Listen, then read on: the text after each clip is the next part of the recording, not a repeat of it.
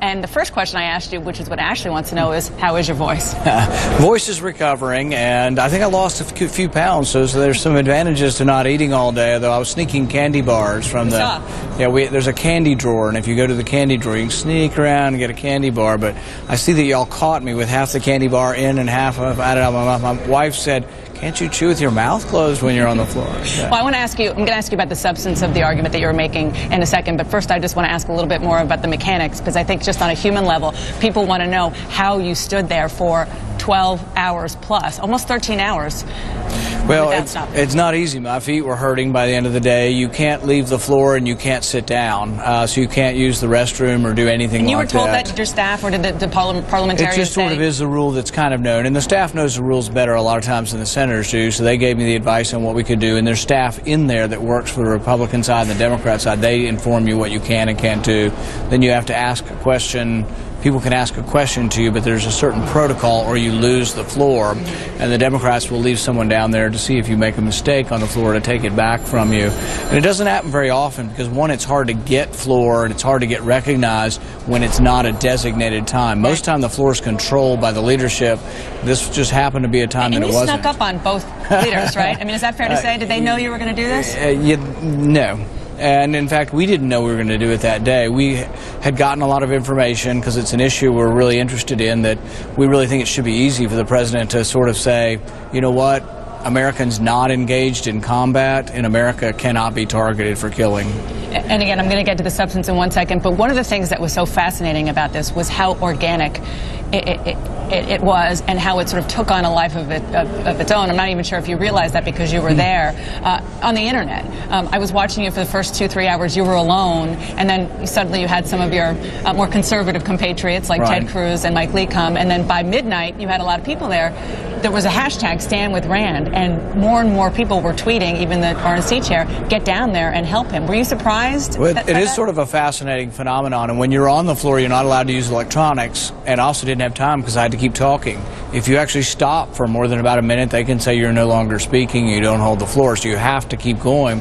But I didn't have time to look at my phone, which you're not supposed to do anyway. But then when Senator Cruz came to the floor and started reading those tweets, I kind of got a feeling that maybe this was bigger than, all we knew is we believed in an issue, we wanted to talk about it, and that it's important that the president realize that he's restrained by the Constitution also. So we got talking about something we were interested in, and you never know whether people are watching or not, but you want the issue to be big because we want the president to respond. And what we're hearing from the White House this morning is they may respond to my question. And if we do, we're willing to let the Brennan nomination go forward. And talk more about that. You said you heard from the White House. Who and what did they say? I don't actually have the name of who, but somebody on my staff and other Republican staff are talking to the White House, and I'm hoping there'll be a response. I've never really doubted that maybe the president and I are on the same page, but some things need to be explicit, and the one thing that I think needs to be explicit is that this drone killing or targeting program, that you can't target Americans who aren't engaged in combat. We've never questioned that if you have a grenade launcher on your back and you're attacking the Capitol, you can be killed without due process. I'm not against that. What I'm against is that if they think maybe for my political beliefs that I might be an anti-government person and I'm having dinner with somebody, or maybe I email a cousin of mine who lives in the Middle East, that's not enough to be killed. That's enough to say, let's make an accusation and you have a trial. That's the way our country works. I think the president believes in that, but he needs to be explicit, and we've asked the Attorney General, and they haven't been explicit. They've just talked about exceptions to the rule. We want to know what the rule is. Are you going to kill Americans in America who are not engaged in combat? Right, because they have argued that they have given you an answer, but perhaps it's not the answer that you've been looking for. So when you say explicit, how explicit what's the answer you're looking for? The very specific question we're asking is, does the president believe he has the authority to kill Americans who are not engaged in combat in America with targeted drone strikes? And I think the answer is no, but they haven't given us that answer. They've given us things like if planes are attacking the Twin Towers. Well, we all believe that the military, Republican and Democrat, that the military or anyone can repulse an active attack by an individual or a military or a plane or anything, whether it's an American or not. What we're talking about is The drone program overseas now often targets people who aren't engaged in combat. They're sitting at home in their house. And that's another debate for another day, but that's the kind of standard we're using overseas. And the president won't answer. He says, well, I might use a standard that inside the country different than outside, which alarms us because it means he's already thinking of a standard for killing Americans in the U.S. One of the things about this issue is that it is made for strange bedfellows. You had a Democrat, Ron Wyden, standing with you, but you also don't have all conservatives with you. The Wall Street Journal, which is known as a very prominent conservative editorial page, really took after you this morning, saying that you had great theater, but you're just wrong on the issue because that the U.S. government cannot randomly target American citizens on U.S. soil or anywhere else. What it can do under the laws of war is target an enemy combatant anywhere at any time, including U.S. soil. The Wall Street Journal is right on a lot of issues, and they're wrong on this issue. The problem is if I call you an enemy combatant, how do we know if you are or aren't? That's just me calling you and accusing you of a crime. Should there be enough power by any politician, Republican or Democrat, to just say, you're an enemy combatant and a Hellfire missile drops on your house? That's what they're saying. And I, with every fiber of my body, believe that that is unjust and unconstitutional, that if you're an American on our soil, people can't just accuse you and call you a name. They're just assuming that the person calling your name is omniscient and knows you are guilty of that. But the way I see it is, look, we have a lot of Arab Americans who live in Dearborn, Michigan. And I think the vast majority, if not almost all of them, are good American people. But let's say they have a cousin in the Middle East and they email them. Let's say somebody thinks their cousin in the Middle East is a terrorist. Well, for goodness sakes, would you just drop bombs on people in Dearborn and say, well, we think he's associated with terrorism, he's an enemy combatant? Well, that's a lot different than someone with a grenade launcher on their shoulder attacking someone. That's an enemy combatant. But the people that they've been targeting overseas aren't always using weapons. So I don't want that kind of standard in our country. Imminent threat, no problem. If you're attacking, but it has to be an imminent threat. And this is part of the problem. The president said imminent doesn't have to mean immediate. That's very troublesome to me. If someone's attacking the Capitol with a grenade launcher, that's an imminent threat. If someone's carrying a bomb into a building and getting ready to set it off, that's it. If someone's assembling a bomb, that could be an imminent threat too. But if you're sitting in a cafe and you're emailing a friend in the Middle East, that's not an imminent threat. And the other thing in our country is, if you're not involved actively in combat, wouldn't you rather capture them and ask them questions about who they are talking to and investigate it? But really it's about the belief that justice, innocence or guilt should be determined by a jury of your peers. That's what we fought for. That's what our soldiers are fighting for. And to me, it's disappointing to think that they would be overseas risking their lives to fight for something that we're willing to give up on so easily. You talked for a very long time, and you had a lot of things to say yesterday into last night. One of the things that you said was, you were talking about 9/11, and you were using the example of the hijackers. And you said that you thought maybe the hijackers were citizens. Did you mean U.S. citizens? There were 19 hijackers. A lot of them were here on student visas.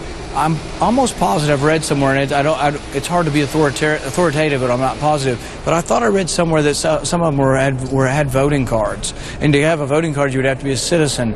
And I had never read that they were citizens, but I read somewhere the other day, and so that I may have misspoke, but I thought I had read somewhere that some of them had voting cards. And I don't know how they would have voting cards if they weren't citizens. Let me ask more of the personal questions here. We talked a little bit about the fact that you were eating on TV, eating in front of the senators. You ended it saying effectively that nature was calling. Right. Is that why you ended it? Because you had to go? Yeah. You gotta go? Yeah, 12 hours is a long time not to go to the restroom. And so, yeah, it does limit you. And I asked, how did Strom Thurmond go 24 hours? And apparently there are stories that he was bending the rules a little bit. Bending the rules how? By leaving the floor briefly leaving the floor. I'm glad that was your answer.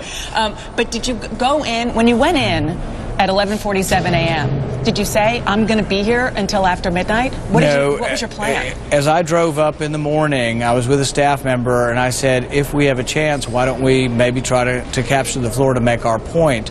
We had no plan, and I had the wrong shoes on. My feet were hurting the whole day, and we really didn't plan it out. We had thought about that this issue is important enough that we would like to do it sometime.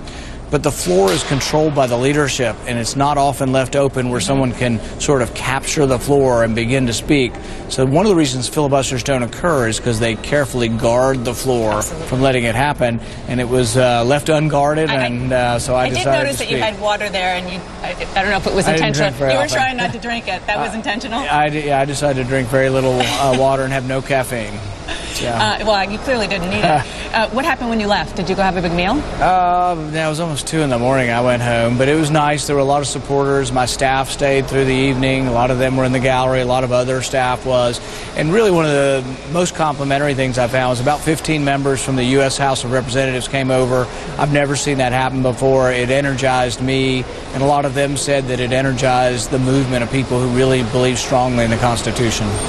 And when you were on the floor, you were talking about the fact that Strom Thurmond has had the longest filibuster in history, but you didn't have in the back of your mind, oh, I'm going to try to be competitive and try to beat that? No, not really. And I really didn't know how long it would go on when I started. In some ways, I had said early on, if the president will respond, I'll stop now. And that's really all we've been looking for is a clarification. And we really think the president may not be too far away from us on this, but we're troubled by the fact that it's been hard to get the information, and that when Senator Cruz asked Eric Holder questions, he had to ask him repeatedly, is it constitutional or not? Are you saying you have the authority? And he kept using words like, well, it's not appropriate. And the president used words like, I don't intend to. But see, he did this on indefinite detention, too. The president signed into a law that says you can detain a citizen of the United States without a trial.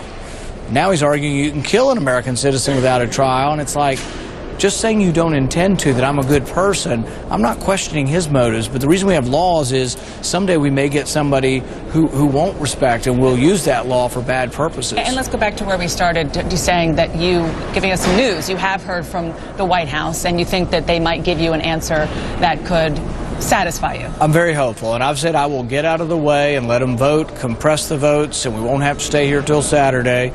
All I'm looking for is clarification, and I think Eric Holder's comments in the committee under a little bit of duress, but I think those comments were getting closer to our position, but I also don't think they're going to have to change their position. I just want them to clarify and make sure that Americans know that when you're sitting in a cafe or sitting in a restaurant, you will not be targeted by the American government.